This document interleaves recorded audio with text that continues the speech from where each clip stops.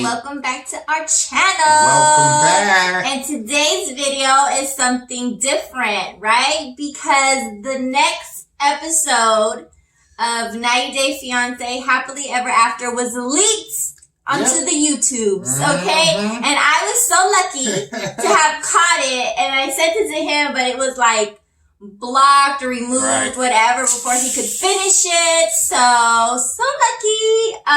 She's always lucky. I don't even know, it just popped up. But it's next week's episode, so spoiler alert, if you don't want to know what happens, then click out of this video, okay? But I mean, it's still good just to watch it in like real time, right? Like on the TV. Right. But there was a lot of juicy stuff that happened. I think like the main one that I was looking forward to was seeing what was going to happen with Mike and Natalie, because it kind of closed off with a clip showing that on Natalie's surgery, she just took off and he had like missed work to take her and, you know, like give her a kiss before the surgery happens, whatever. And so they show him all pissed that she just left. So on the I will call it a sneak peek, because we sneakily saw it too soon. They show him driving around looking for the big blue truck that she always drives. And I guess he kind of knew what hospitals, right? Or the only hospital, I don't know. He finds the blue truck. Yep. And so to him, that confirms that she checked herself into the hospital to have her surgery, right? I didn't tell him anything. I did. She just left. He didn't know what happened. So he gets really pissed. And at first I was like, oh, and so he has the keys to the truck and he gets the truck and drives away and basically says, F her. Yep. Because she didn't care I was here. She can figure out how to get home, basically. Basically, like, and I just thought, oh, that's taking it too far. Especially because she was just going to have a surgery and then she was going to be like, someone stole the car? Or was he going to tell her? Or they weren't even, now that I think about it, they weren't even going to let her drive home. You can't drive yourself after surgery when you've been put under anesthesia. Yeah, but that's why.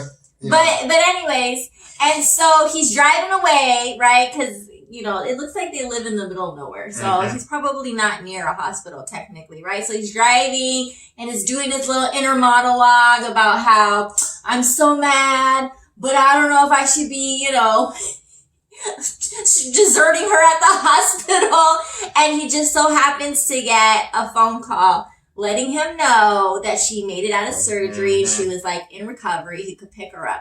So I was telling him, I was like, she didn't have to provide his information, like as far as who to call when you're out of surgery.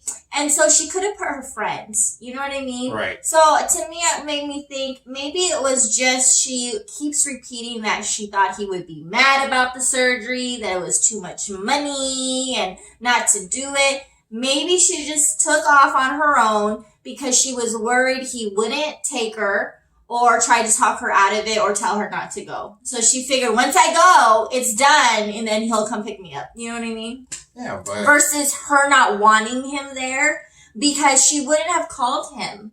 She would have figured he's going to be mad. I don't want to be yelled at after surgery. You know what I mean? The only thing that confuses me with that is if, you know, she gave the doctor his phone number to call, you know. When she's out.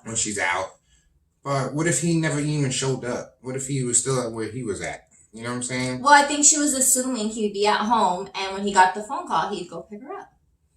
Depending on how far they live. Just wait until she picks him up. What do you mean? I don't think she thought he was at the hospital. I think she thought he would answer the phone and then go, oh, good, I'm going to go pick her up. I don't know. I feel like she should have left a note. She should have at least said, I'm going to go on my own and then pick me up later. Just to let y'all know. I wouldn't do that. Communication when you're married. She'll explain it. I'm sure she'll explain her thought process, and I guarantee you, she repeatedly said he was going to get angry about the surgery. So I feel like she did it because she said she couldn't trust him. Like always says, communication. I know. Well, she communicated by taking the car on her own and said, what's up, player? I thought you were there. You seen me not there. Hello. So anyway, so he picks her up And he says he's trying to be so nice, and he is. He's not bringing up the fact that she just took off. She's not bringing it up. She's acting like it's no big deal. Right. Like she said, make me some potatoes because I'm hungry. You know what I mean? He asked if she needed help cleaning out her nose. She said, no, I got it, but thank you. You know, and then she went to bed. Right. And so he said he was mad, but he wasn't going to bring it up. She just had surgery. And I'm like, good job being a grown-up, Mike, because you don't bring that up when someone just had surgery. Right. But I was going to say this was the, beginning of the end for them. But what did you find out? What's the new rumors now? That they're back together. What? Get out of town. See that coming. And why? What's the rumor started based on? A picture or something? Yeah, a picture about her being at I don't know if it's Uncle Bo's house or something. I don't know. And she took a picture and posted of Uncle Bo on her Instagram, right? I don't know, you saw that on Instagram. And she quickly deleted it or something, but it was the same. Uncle Bo had the same shirt in another on his Instagram or something. I don't know. I'm trying to spit it out. You're not doing a good job. It kind of confuses me a little bit because they're thinking because there's a picture. Yeah. Of her with some of his relatives. Okay, so not a picture of them together. Right. Oh, then I don't know. But maybe she had to go get some of her stuff. No, Uncle Bo didn't even like her, so that was. But weird. The thing is, she's supposed to be on the single life. So she probably deleted it. Remember, she keeps doing the bloopers. Like she posted she was going to be on the single life, and she's not supposed to. It's supposed to be a surprise, and she deleted it. Right. So maybe she is trying to reconcile her marriage, but she has to delete it because. They're not supposed to know that if she's on the single life. Right. I don't know. I don't know. But I don't think they should get back together. But then didn't they just post articles about Mike having a new girlfriend? Yeah. So I don't know. That's bizarre. Maybe she just did it maybe it was an old picture and she just did it to get into like the media. You know, like a teaser, like to get relevant, like to get noticed or something. Me. I don't know. But that's what the rumors are. So we're only bringing you the rumors. There's really no validation, it sounds like, for that. But that was the little sneak peek that's going to happen then. Make her a potato and she wanted mushrooms in it. It was a very unusual food request, I thought. But whatever she wants. Natalie likes. But he did it. He did it for her and took her plate when she was done. The next thing, we'll talk about and then we'll end it because I really don't want to give it away. It wasn't a lot of stuff. Asuelo and Kehlani and that next episode after this episode, because we've seen it early, will be good because that's when they're probably going to throw down. But Julia and Brandon announced to their parents that they got the apartment that they were just showing them without them knowing they got it. And they just stood there while the mom said, oh my God, I would be claustrophobic in here. There's no view. Yeah. And what about the danger of there being only one window and no fire escape and you're on the 6th floor? And then with the dad chiming in, this is the kitchen. It's not like 24 acres at the farm. This is new. I would have been like, and there's no horse poop to pick up here. That's what I would have said if I was Julia. And I ain't gotta wake up early to feed the chickens and cows and all this other stuff. Yes. And so Brandon finally cut them off after they insulted their apartment, the whole time and said, well, we signed a lease. And the mom was like, for this place? No, for the place next door. We're just showing you this place for fun. Yeah. And Julia's just there smiling, like they're not saying a lot. But they were like, and so what are you thinking in the next couple of months? And like, who signs a lease and moves in a couple of months later? I thought they were going to say tomorrow. And they said, no, in like 2 weeks, which I thought was reasonable. Mm-hmm. If that was a real job, that's 2 weeks notice, right? They were so put off by that it was 2 weeks. They were like, oh, that soon? Like, wow, that's like a slap in the face. And I guess we'll have to do all the work by ourselves. It's okay. We've done it before. And it was like, what? 2 weeks is a slap in the face? Really? I thought that was more than generous. Of either they moved, you don't own them.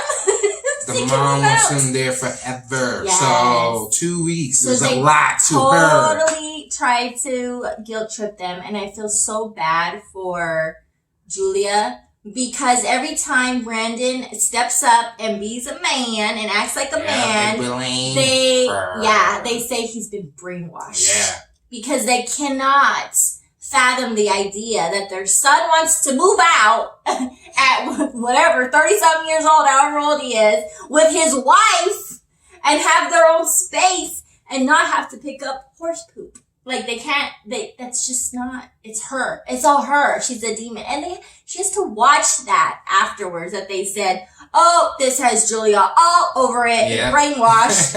He would never just desert us in 2 weeks and take this claustrophobic place. I was like, dude, they should have showed him the other place and acted like they were renting that one since they couldn't talk crap about it and then really just go to that one. I don't know. But it was so sad. I mean, they didn't know, but I feel like they still would have talked crap even if they knew that was the one. And then they were so insulted that they didn't ask them for any advice. And I'm thinking, what advice to ask for an apartment? If they were going to buy a house, I get it. Interest rates, loan terms, property value, but you're renting an apartment. That's just like saying I should go ask you before I book a hotel room. You know what I'm saying? It's not like, can you afford it? Yes or no. That's like the basic thing. You know, they just can't believe that he's giving up free rent. He's not giving it up. He's being brainwashed, remember? His wife, what a bee for wanting to live. And like, it's been a year, she said. Yep. It's been just about a year. And then to throw in there, oh, I guess we'll have to do all the work by ourselves. Well, yes, it's your farm. Sell it if you don't want to retire. I don't think he wants the farm. No, so. But then he said, I feel stuck in the middle because I do feel bad that I'm leaving them. They can't find someone to help in 2 weeks. Or even if it took, 3 weeks and then they're doing the work for 1 week. You get what I'm saying? Right. Like, seriously? You can't hire someone to pick poop up? I don't think they want to pay anybody else.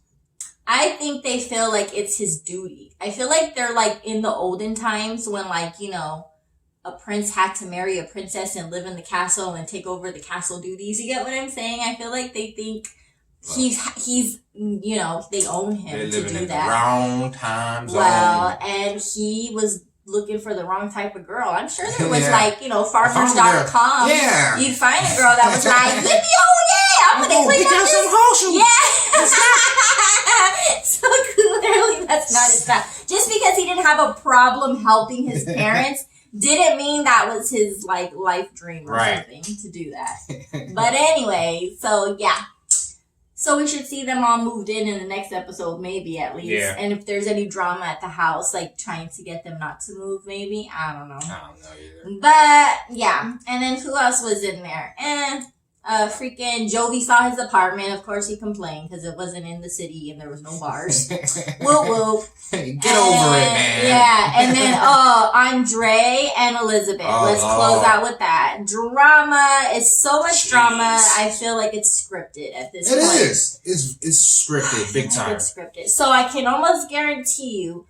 Not this episode, because remember, disclosure, this is an early episode. This was the episode that's coming out on Sunday. Right. So not this Sunday, but next Sunday will probably be where Andrei and Charlie really fight.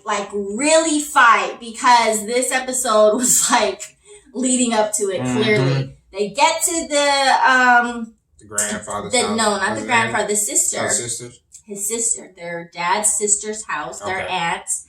The grandfather was there because of the family reunion. Right.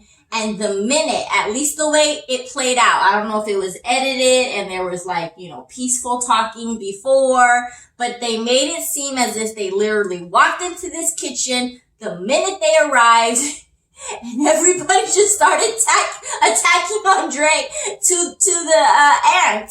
They were just like, did you know? Did he tell you that he's in the family business, right in front of him with everybody there? This is the first time they're meeting him. So this is first impression. Right.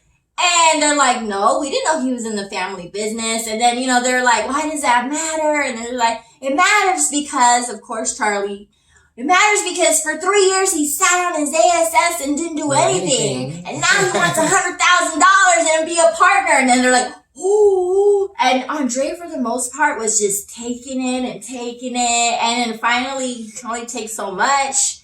And, they started their little bickering back and forth.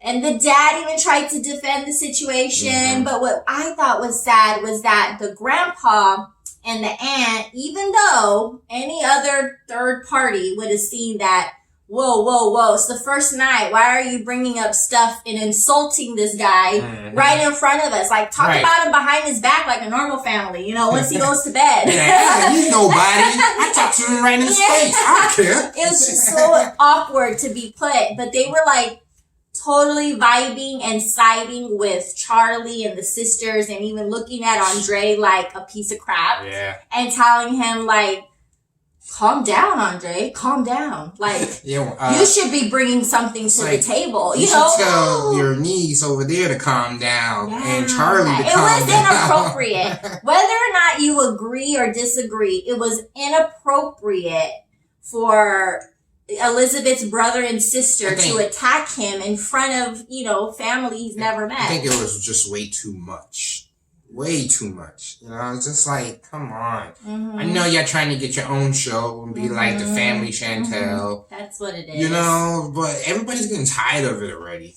It's just, it doesn't seem realistic. Right. Because people are saying that they're posting Instagram pictures all looking like they're all happy, hanging around each other. You know what I mean? So it's like, why there's so much tension when cameras are there? And again, nobody said, we just finished driving in this RV. We're tired. We're exhausted. And the first thing you want to do is bring up the fact that he wanted to borrow $100,000 and wants to be this and this. It was just like, what kind of family is this? Like a normal family talks crap behind their back, right? Like, everybody says, hi, nice to meet you, Andrei. Yeah. Go unpack your bags. Here's your room. And then, once he goes to bed, then Charlie would be like, so what'd you think of Andrei? Oh, before you make any decisions, you know what he just did? You know what I'm trying to say? Like, they could have did that. The cameras could have taped that.